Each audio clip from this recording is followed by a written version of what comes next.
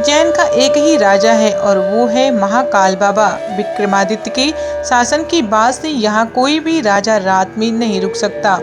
जिसने भी यह दुस्साहस किया है वह संकटों से घिरकर मारा गया। पौराणिक तथा सिंहासन बत्तीसी की कथा के अनुसार राजा भोज के काल से ही यहाँ कोई राजा नहीं रुकता है। वर्तमान में भी कोई राजा, मुख्यमंत्री और प्रधानमंत्री आदि यहाँ रात नहीं रुक सकते। राजा महाकाल श्रावण मास में प्रति सोमवार नगर भ्रमण करते हैं। सम्राट विक्रमादित्य के जीवन से ही सिंहासन बत्तीसी और विक्रम बेताल नामक कथाएं जुड़ी हुई हैं। कहते हैं कि अवंतिका नगरी की रक्षा नगर के चारों ओर स्थित देवियां करती थीं, जो आज भी करती हैं।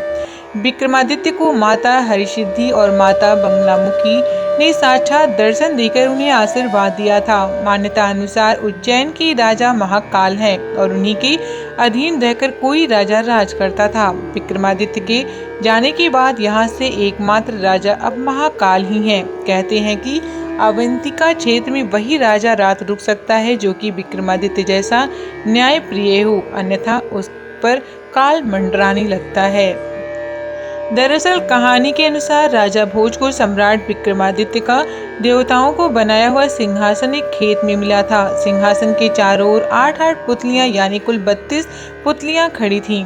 राजा भोज ने उसकी पूजा अर्चना की और उस पर बैठने के लिए पंडित से मुहूर्त निकालकर सभी को निमंत्रण दिया। लेकिन पूजा के बाद जैसे ही राजा ने अपना दाहिना पैर बढ़ाकर सिंहासन पर रखना चाहा कि सारी पुतलियां खिलखिलाकर हंस पड़ी। लोगों को बड़ा अचंभा हुआ कि यह बेजुबान पुतलियां कैसे हंस पड़ी। राजा ने अपना पैर खींच लिया और पुतलियों से पूछा, ओ सुंदर पुतली, सच सच बताओ कि तुम क्यों हंसी।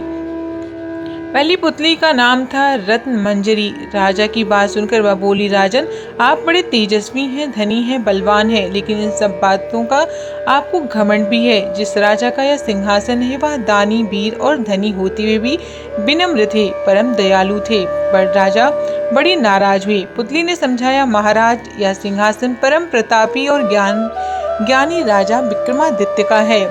राजा बोले, मैं कैसे मानूं कि राजा विक्रमादित्य मुझसे ज्यादा गुणी और पराक्रमी थे। पुतली ने कहा, ठीक है, मैं तुम्हें राजा विक्रमादित्य की एक कहानी सुनाती हूँ।